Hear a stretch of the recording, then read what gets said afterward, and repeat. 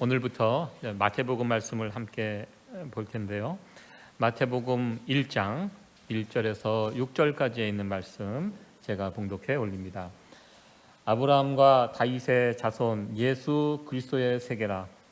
아브라함이 이삭을 낳고 이삭은 야곱을 낳고 야곱은 유다와 그의 형제를 낳고 유다는 다말에게서 베레스와 세라를 낳고 베레스는 헤스론을 낳고 헤스론은 람을 낳고 람은 아미나답을 낳고 아미나답은 나손을 낳고 나손은 살몬을 낳고 살몬은 라합에게서 보아스를 낳고 보아스는 루색에서 오벳을 낳고 오벳은 이새를 낳고 이새는 다윗 왕을 낳으니라. 다윗은 우리아의 아내에게서 솔로몬을 낳고 거기까지 보도록 하겠습니다. 오늘 읽은 이 본문의 말씀을 가지고 예수 그리스도의 세계라는 제목으로 하나님 말씀 나누도록 하겠습니다.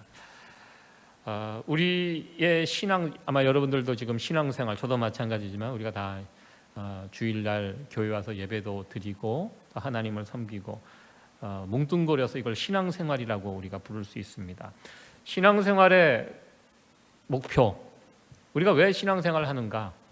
신앙생활의 목표는 저는 한마디로 예수님 닮는 거라고 저는 생각합니다. 우리가 누군가를 바라볼 때 저분은 참 신앙이 좋은 분이야, 우리가 이렇게 평가를 한다는 것은 다른 말로 저분은 예수님을 참 많이 닮았어, 이 말과 같은 말이라고 저는 생각을 해봅니다. 예수님 닮아가는 것, 평생 동안 신앙생활을 할 것이고요. 신앙생활을 한다는 것은 우리가 이제 하루하루 순간순간 예수님을 닮아가는 그런 모습들이 우리 가운데 나타나야 한다는 것입니다. 그렇다면 우리가 어떻게 하면 예수님을 닮아갈 수 있을까? 일단은요, 우리가 누군가를 닮아가기 위해서는 그 닮아갈 그 상대방을 좋아해야 합니다. 그것이 1번입니다. 좋아해야지 닮아갑니다. 일반적으로 세상에 스타들이 있습니다. 스타가 있고 그 스타를 따르는 팬들이 있습니다. 가만히 보면 어떤 특정한 스타를 좋아하는 팬들은 그 스타를 닮아가게 되어 있습니다. 그 스타가 입는 옷차림, 말투, 스타일, 이 모든 것들을 팬들이 닮아갑니다. 교회도 보면 그렇습니다. 교회 어느 목사님이 한 교회에서 20년, 30년, 40년 이렇게 목회를 하다 보면 그 성도들이 그 목사님을 닮아가는 것을 보게 됩니다. 제가 예전에 한국에서 사역을 할 때 굉장히 그 당시에 한국에서 큰 교회 담임 목사님이 한 분 계셨습니다. 그 당시 그 서울에서 첫 번째, 두 번째로 큰 교회의 목사님이셨는데요.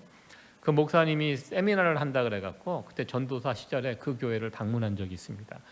제가 놀란 것이 사역자들이 그 목사님을 너무너무 사랑하고 존경합니다. 사역자들뿐만 아니라 그 교회 성도들이 그 교회 담임 목사님을 얼마나 존경하고 사랑하는지 놀랄 정도로, 물론 그 교회를 다니는 성도들이 목사님을 존경하고 따르는 것은 당연한 그런 모습이지만 그 교회는 특별하였습니다. 그래서 나중에 보니까요, 그 교회 출신 성도들은 다 그 교회 담임 목사님 같은 어떤 그런 모습, 스타일을 볼 수 있었습니다. 왜냐하면 그 자기가 다니는 교회 담임 목사님을 그토록 사랑하고 따르려고 하니까 자연스럽게 닮아가는 이 모습을 볼 수가 있었습니다.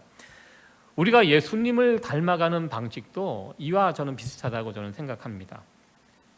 예수님을 일단 여러분들이 좋아하셔야 합니다.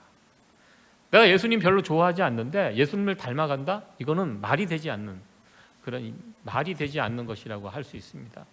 내가 어떻게 예수님을 닮아갈까? 먼저 예수님을 여러분들 좋아하셔야 합니다. 예수님을 좋아하다 보면 예수님의 말씀, 예수님의 행동, 더 나아가 예수님의 사고방식, 이런 것들을 다 우리가 따라갈 수 있게 됩니다. 요즘 누구누구를 좋아하면은 무슨 빠라는 얘기를 합니다. 어느 스타 빠. 우리는 그런 면에서 예수님 빠가 돼야 됩니다. 예수님을 누구보다도 더 사랑하는 사람. 여러분들 예수님 다 좋아하시죠? 예. 그런 이런 질문을 할 때 예수님 사랑합니다, 좋아합니다. 예, 우리가 심중에서 아주 크게 외칠 수 있어야 한다는 것입니다. 오늘부터 신약 성경의 첫 번째 책인 마태복음을 함께 살펴보도록 하겠습니다. 구약의 성경, 지난 시간까지 신명기를 한 10번 정도 제가 살펴봤는데요. 구약 성경은 오실 메시아 예수님에 대해서 기록한 책이라면 신약 성경은 오신 메시아 예수님에 관해서 다이렉트로 소개해 주는 책이 신약입니다. 특별히 사복음서는 예수님에 관한 이야기입니다. 이 복음서에는 그래서 힘이 있어요. 예수님 이야기가 담겨 있기 때문입니다. 그래서 저도 개인적으로 마태, 마가, 누가, 요한복음 이 사복음서를 다룰 때는 다른 어떤 성경 본문보다 더 어떤 익사이팅해지는 그런 경험을 하게 됩니다. 이 앞으로 몇 번이 될지는 모르겠지만 아주 자세하게는 다루지 않을 것입니다. 이렇게 한 절 한 절 다 다루지는 않고요. 마태복음에 나와 있는 굵직굵직한 사건들을 중심으로 한 10번, 한 10번에서 한 15번 정도 계획으로 이 마태복음을 다룰 예정입니다. 이 마태복음의 말씀을 통하여 제가 부디 바라는 것은 여러분들이 저를 비롯해서 예수님을 더 깊이 이해할 수 있는, 우리가 누군가를 좋아하려면 알아야 되거든요. 알지도 못하고 무턱대고 좋아할 수는 없습니다. 예수님을 이 시간을 통해서 더 깊이 알아가는, 그래서 예수님을 알기 때문에 안 만큼 보인다라는 유명한 말이 있습니다. 내가 예수님을 알게 되면 예수님 참 좋은 분이시거든요. 더 여러분들은 그만큼 예수님을 더 많이 사랑하실 수 있게 될 것입니다. 그리고 예수님을 더 많이 사랑할 수 있다면 여러분들은 예수님을 더 많이 닮아갈 수 있는 시간이 될 수 있을 것입니다. 마태복음을 설교하면서 이런 바람을 가져보게 됩니다. 마태복음 1장 1절에 있는 말씀을 같이 한번 읽어보도록 하겠습니다. 이 화면을 모니터 앞에서 예배드리시는 분들도 같이 1장 1절에 있는 말씀 같이 다시 한번 읽어보도록 하겠습니다. 시작. 아브라함과 다윗의 자손 예수 그리스도의 세계라. 아멘. 오늘 말씀의 제목이 예수 그리스도의 세계라입니다. 여기에 나와 있는 세계는 월드가 아닙니다. 족보에 관한 얘기입니다. 족보. 한자로 이을개자입니다. 이을개자. 세계라 이렇게 되어 있는데요. 예수님의 족보에 대해서 마태복음 1장은 소개해 주고 있습니다. 1장 1절은 어떻게 보면 창세기 1장 1절과 비슷한 그런 의미를 가지고 있습니다. 제가 헬라어로 되어 있는 마태복음 1장 1절에 있는 그 말씀을 적어봤습니다. 가로로 되어 있는 곳이 헬라어입니다. 뒤에는 뜻입니다. 해석이 한번 가로로 되어 있는 부분들을 위에서부터 차근차근 같이 한번 읽어보도록 하겠습니다. 이게 마태복음 1장 1절의 원문입니다. 원어로 한번 제가 이렇게 표시를 해놨으니까 한번 읽어보시기 바랍니다. 같이 한번 읽어볼까요? 시작. 비블로스, 게네세오스, 이에수, 그리스도, 휘우, 다위드, 휘우, 아브라함. 예, 이게 마태복음 1장 1절의 헬라어 원문입니다. 비블로스는 책이라는 뜻입니다. 게네세오스는 여러분들 현대에서 만든 최고급 차가 뭐죠? 미국에도 제네시스, 창세기라는 그런 그 뜻입니다. 그러니까 비블로스, 게네세오스, 창세기, 시작, 기원을 뜻하는 이 예수는 예수님이시고요. 이 뜻이 그렇습니다. 예수 그리스도, 시작의 책, 기원의 천지를 우리가 창세기 1장 1절에 보면 태초에 하나님이 천지를 창조하시니라 해서 하나님의 창조의 기사가 쭉 나옵니다. 마태복음 1장 1절은 신약을 처음 시작하는 이 마태복음을 열면서 창세기 1장 1절의 말씀과 굉장히 유사한 구조를 가지고 있습니다. 예수 그리스도 안에서 새로운 시작을, 새로운 창조를 시작하는 말씀으로, 예수님은 새로운 창조를 시작하는 분으로 마태복음 1장 1절은 우리에게 말씀하고 있습니다. 예수님 어떤 분입니까? 새로운 창조를 시작하는 분. 예수님은 다윗의 자손, 아브라함의 자손, 예수 그리스도, 새로운 창조의 책, 이것이 마태복음 1장 1절의 원래 뜻입니다. 우리가 이와 비슷한 뜻의 말씀을 잘 알고 있습니다. 고린도후서 5장 17절에 있는 말씀입니다. 그런즉 누구든지 그리스도 안에 있으면 새로운 피조물이라. 이전 것은 지나갔으니 보라 새 것이 되었도다. 우리가 예수님을 믿으면, 영접하면 새로운 피조물, 새로운 창조물이 됩니다. 마태복음을 시작하면서 이 이야기를 예수님께서 이 이야기를 하고 있는 것입니다. 1절에 보면 예수님의 이름과 아브라함의 이름이 다윗의 이름 이렇게 나오고, 중요한 이름 아브라함과 다윗의 이름이 나오는데요. 이 아브라함과 다윗은 하나님과 이스라엘 백성들 간에 맺었던 언약의 대표적인 주자들입니다. 아브라함의 언약, 다윗의 언약. 구약에 보면 아주 중요한 언약이 있는데요. 아브라함 창세기 22장에 하나님께서 아브라함이 모든 테스트를, 장자 이삭을 바치는 테스트를 통과한 이후에 아브라함과 하나님이 다시 언약을 맺으십니다. 내가 내 몸에서 난 그 씨를 통하여 천하 만민이 복을 받게 될 것이다. 아브라함과 맺었던 이 언약의 약속대로 아브라함의 후손 중에 예수님이 오셔서 예수님을 통하여 천하 만민이 복을 받게 된다는, 그래서 아브라함의 이름이 여기 등장이 되고요. 또 다윗의 자손, 아들이라는 그 이름이 나왔는데요. 하나님께서는 다윗과도 언약을 맺으셨습니다. 다윗의 언약은 무엇입니까? 다윗이 나라를 통일하고 왕궁을 짓고 지내다가 자신은 왕궁에서 편하게 지내는데 하나님은 여전히 천막에 계신 것을 안타까워해서 하나님을 위해서 성전을 지어드리기로 마음에 작정을 합니다. 그때 하나님께서 나단 선지자를 보내셔서 너는 성전을 짓지 말고 아들 떼에 가서 짓게 하고 대신 너의 그 마음을 내가 받고 너와 영원히 변치 않을 언약을 맺겠다 해서 너의 몸에서 너의 나라가 견고하게 될, 영원히 견고하게 될 것이고 너의 몸에서 난 씨를 통해서, 계속 다윗의 씨를 통해서 그의 나라가 영원히 세워지게 될 것이라는 다윗의 언약을 맺게 됩니다. 이 다윗의 언약은 다윗뿐만 아니라 이스라엘 유다 백성들이 다 알게 되는 그런 유명한 언약입니다.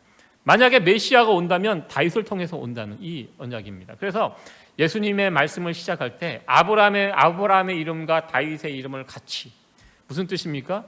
예수님이 오시면 이 아브라함과 다윗의 언약이 이루어졌다는 것을 나타내기 위해서 이 마태복음 1장 1절을 시작하면서 아브라함과 다윗의 자손 예수 그리스도의 세계라, 이렇게 시작을 하고 있습니다. 만약에 예수님이 오시지 않았더라면 어떻게 되었을까요? 그렇다면, 예수님이 안 오셨다면 아브라함과 다윗은 별 의미가 없는 사람이 될 수밖에 없습니다. 아브라함이 믿음의 조상이 될 수 있었던 것은 예수님께서 오셨기 때문에 아브라함이 믿음의 조상이 될 수 있었습니다. 다윗도 마찬가지입니다. 만약에 예수님이 오시지 않았더라면 다윗은 그냥 옛날 옛적에 이스라엘의 그냥 큰 왕으로 그냥 그 정도의 수준으로 머물러 있을 수밖에 없다는 것입니다. 예수님께서 오셨기 때문에 다윗이 이스라엘 역사에서 굉장히 의미가 있는 왕이 될 수 있었습니다. 그들이 아브라함의 이름, 다윗의 이름이 의미 있었던 것은 예수님과 연결이 되어 있기 때문에 그들의 이름이 의미가 있었다는 것입니다. 이 사실은 지금 우리와도 그대로 연결이 되어 있습니다. 우리의 인생이 왜 복된 인생이 됩니까? 예수님과 연결이 되어 있기 때문에 우리의 인생이 복된 인생이 된다는 것입니다. 만약에 우리의 인생이 예수님과 연결되어 있지 않는다면 우리는 성경이 말하는 그 복을 누리지 못하게 됩니다. 이전 것은 지나갔으니 보라 새 것이 되었도다. 우리 모두는 예수님 안에서 새로 창조물이 되었다는 것입니다. 2절부터는 이제 예수님의 족보의 이름들이 나와 있습니다. 오늘 말씀은 이 족보에 관한 이야기인데요. 마태복음은 족보로 시작합니다. 성경을 읽다 보면 족보가 마태복음뿐만 아니라 누가복음에도 나오고 구약에도 보면 이 족보에 사람들 이름이 쭉 나옵니다.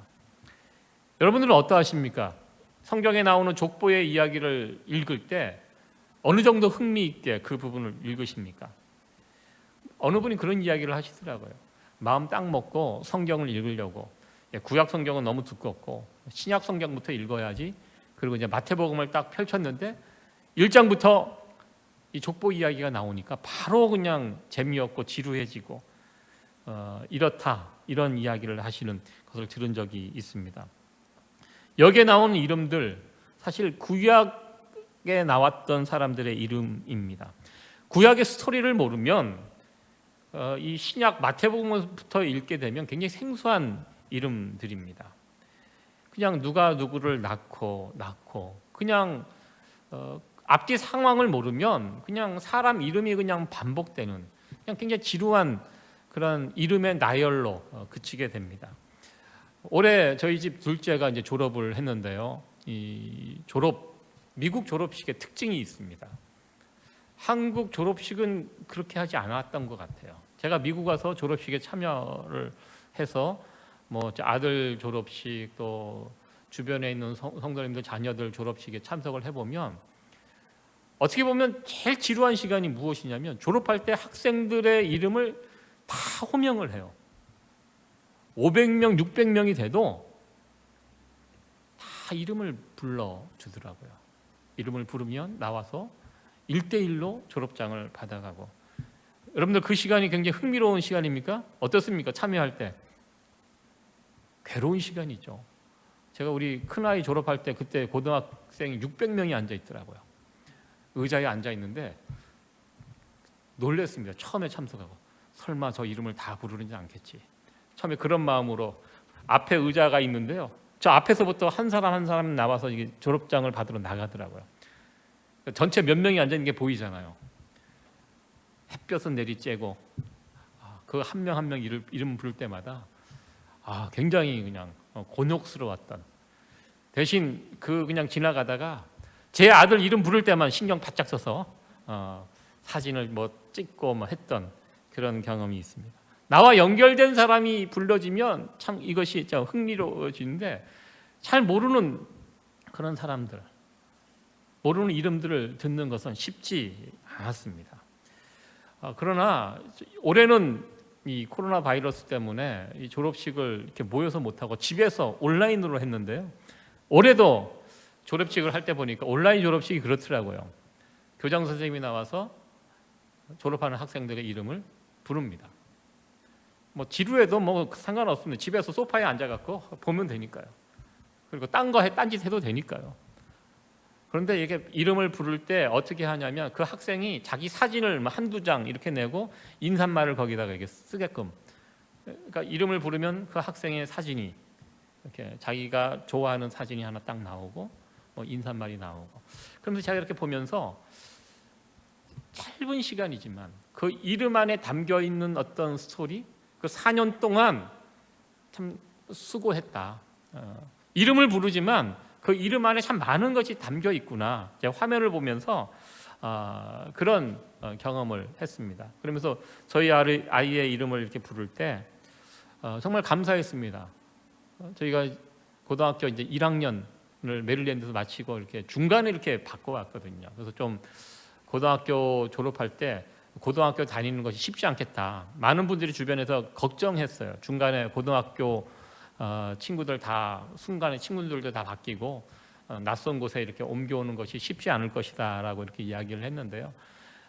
제 둘째 아이가 그래도 다행히 이곳에 뉴욕에 올라와서 적응을 잘하고 좋은 친구들 만나서 학교 생활 즐겁게 하고, 어느 날 저에게 와서 아빠 학교가 메릴랜드에 있는 학교보다 훨씬 좋다고, 그래서 굉장히 즐겁게 학교 생활하고, 그리고 어느덧 이제 졸업을 하는데요. 굉장히 감사했습니다. 이름이 불려질 때 그래도 이곳에 와서 고등학교 잘 졸업할 수 있었던 거 너무 감사한 그런 시간을 가졌습니다. 우리가 마태복음에 나오는 이 족보의 이야기를 이렇게 대할 때 우리가 이 구약 성경에 나와 있는 이 스토리를 모른다면 그냥 별 의미 없는 이름으로 이렇게 지나가게 됩니다. 그러나 우리가 성경 전체의 이야기, 구약의 이야기를 알게 되면 여기에 나오는 한 사람 한 사람의 이름이 굉장히 의미 있게 우리에게 다가온다는 것입니다. 그리고 더 의미가 있는 것은 여기에 나오는 한 사람 한 사람의 구약의 많은 사람들의 이름이 예수님과 연결되어 있는 이름들이라는 것입니다. 그래서 의미가 더 있다는 것입니다. 예수님과 연결된 사람들은요, 고린도후서 그 말씀처럼 이전 것은 지나갔으니 보라 새 것이 되었더라. 새로운 창조물의 은혜와 특권을 누릴 수 있게 된다는 것입니다. 예수님의 족보의 이름을 이렇게 보다 보면요, 물론 왕들의 이름도 있고 유명한 사람들의 이름도 있습니다. 그러나 한편으로는 어떻게 저런 사람이 예수님의 족보에 올라갈 수 있을까? 원래 한국의 족보는 여성의 이름이 올라가나요? 안 올라가나요? 안 올라가나요? 족보에. 송은혜 집사님은 족보에 이름이 올라가 계십니까? 올라가죠. 호적에는 올라가죠. 족보에도 올라가는 걸로 제가 알고 있습니다. 예, 그건 잘 모르겠습니다. 카운트를 하는지 아는지. 근데 예수님의 족보에 여자의 이름들이 나오는데 특별히 제가 다말, 라합, 룻, 우리아의 아내 이 네 명의 여성의 이름이 유독 도드라지게 보여집니다. 왜냐하면 이스라엘 역사에 있어서 경건하고 신앙의 본을 받을 만한 그런 귀한 여성들이 있거든요. 아브라함의 아내 사라, 이삭의 아내 리브가, 야곱의 아내 레아, 라헬, 전부 다 귀한 믿음의 여성들입니다.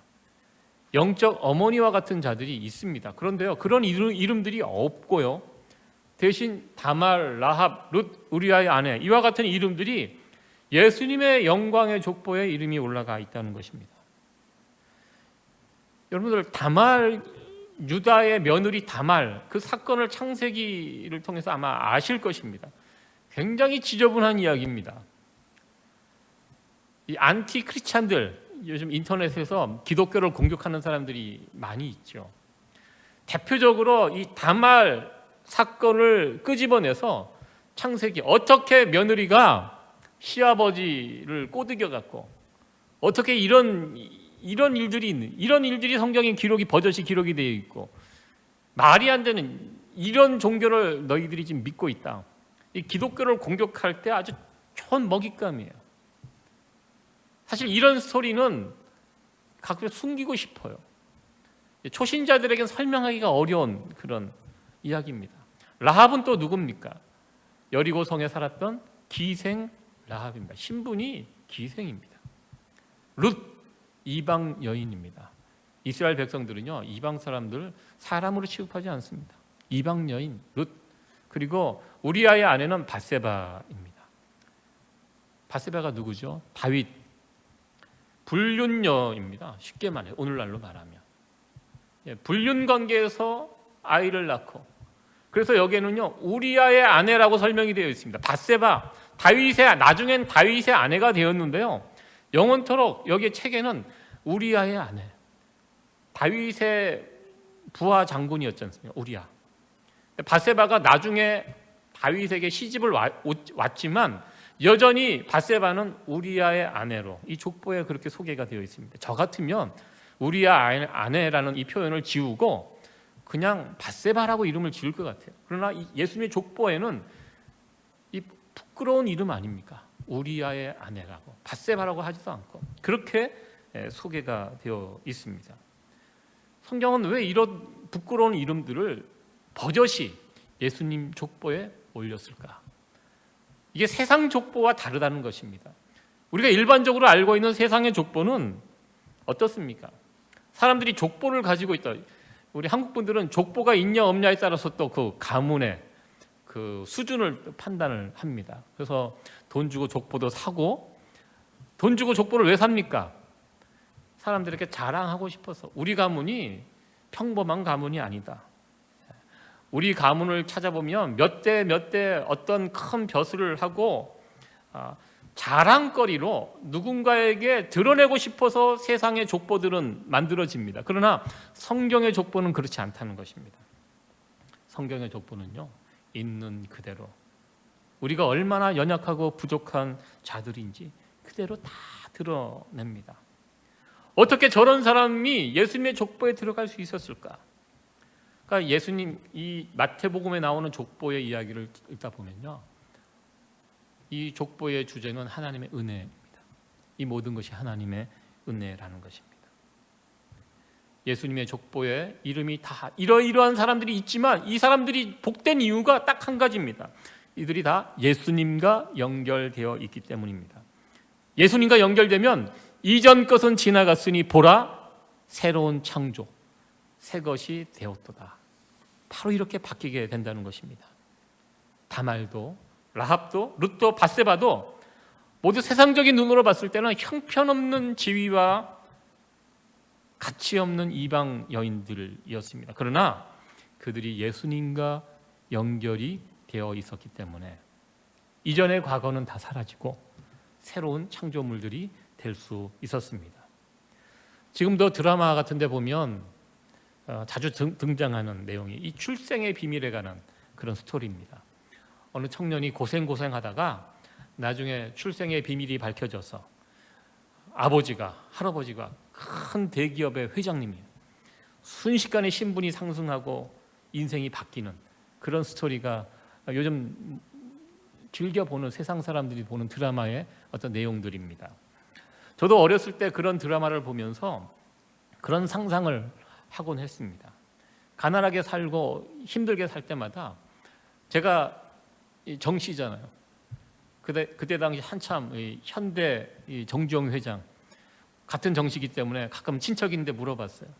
아버지에게도 혹시 저분 우리하고 연결된 어떤 그런 거 없냐고. 같은 정씨인데 살았던 동네도 비슷한 것 같은데 혹시 연결된 분 아니냐고 그렇게 물어봤던 그런 적이 있습니다.